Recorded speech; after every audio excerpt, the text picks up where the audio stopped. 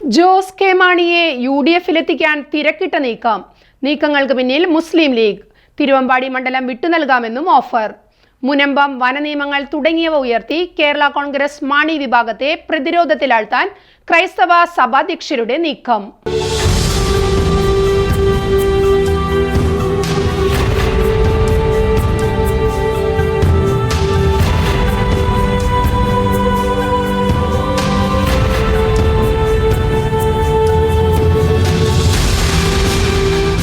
വരാനിരിക്കുന്ന തദ്ദേശ സ്വയംഭരണ തെരഞ്ഞെടുപ്പിലും നിയമസഭാ തെരഞ്ഞെടുപ്പിലും കരുത്ത് തെളിയിക്കേണ്ടത് ഇരുമുന്നണികൾക്ക് മുന്നിലുമുള്ള വലിയ വെല്ലുവിളിയാണ്.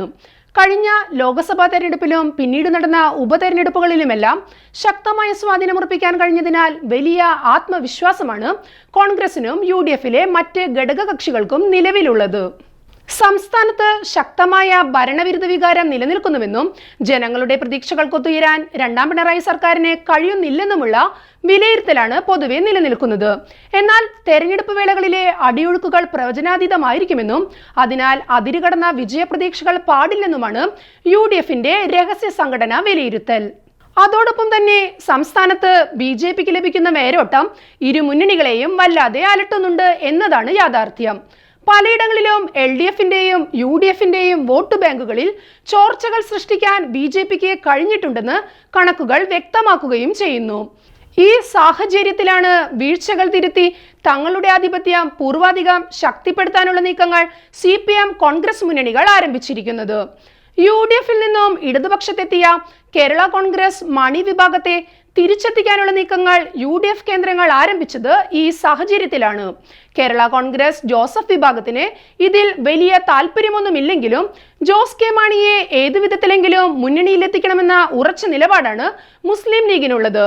അടുത്ത തവണ അധികാരമുറപ്പിക്കാൻ ആവശ്യമായ എല്ലാ രാഷ്ട്രീയ കരുനീക്കങ്ങളും നടത്തണമെന്നും സംഘടനാപരമായ തർക്കങ്ങൾ മാറ്റിവെച്ച് ഘടകകക്ഷികൾ ഒറ്റക്കെട്ടായി രംഗത്തിറങ്ങണമെന്നുമാണ് മുസ്ലിം ലീഗ് നേതൃത്വത്തിന്റെ ഉറച്ച നിലപാട്.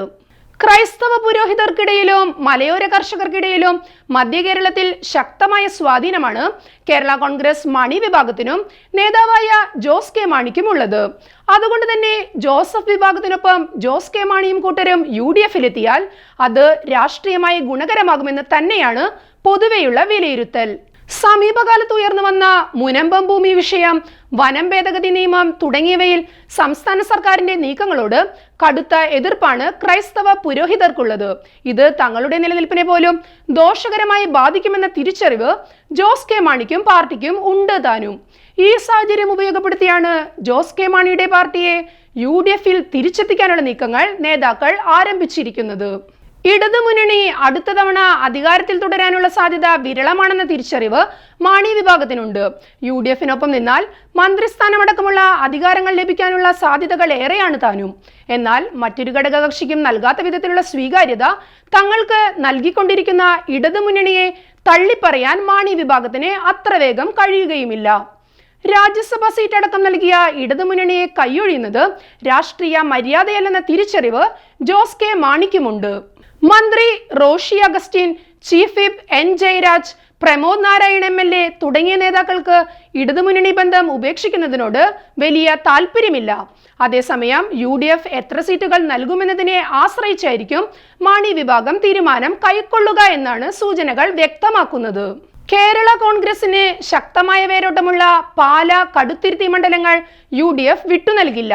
കാരണം UDF-ലെ മാണി സി കാപ്പന്റെയും മോൻസ് ജോസഫിന്റെയും പക്കലാണ് ഈ മണ്ഡലങ്ങൾ നിലവിലുള്ളത്. അത് കൈവിടാൻ അവർ സമ്മതിക്കുകയുമില്ല. അതേസമയം തങ്ങളുടെ ശക്തി കേന്ദ്രമായ തിരുവമ്പാടി മണ്ഡലം മാണി വിഭാഗത്തിന് നൽകാമെന്ന ഉറപ്പാണ് മുസ്ലിം ലീഗ് മുന്നോട്ട് വെച്ചിരിക്കുന്നത്. അണിയറയ്ക്ക് പിറകിൽ ഈ വിധം ചർച്ചകൾ നടക്കുമ്പോഴും ഘടകകക്ഷികൾ ചോർന്നു പോകാതെ ഉറപ്പിച്ചു നിർത്താനുള്ള കഠിനാധ്വാനത്തിലാണ് ഇടതുമുന്നണി നേതൃത്വം ഇപ്പോൾ. അതുകൊണ്ട് തന്നെ ജോസ് കെ മാണിയെയും കൂട്ടരെയും ഇടതുചേരിയുടെ ഭാഗമായി നിർത്താനുള്ള നീക്കങ്ങളാണ് ഇടതുപക്ഷവും നടത്തിക്കൊണ്ടിരിക്കുന്നത്. വരും നാളുകളിൽ ഈ വിധം തന്ത്രങ്ങൾ ഇരുമുന്നണികളും നിർബാധം പയറ്റുമെന്നത് ഉറപ്പാണ്.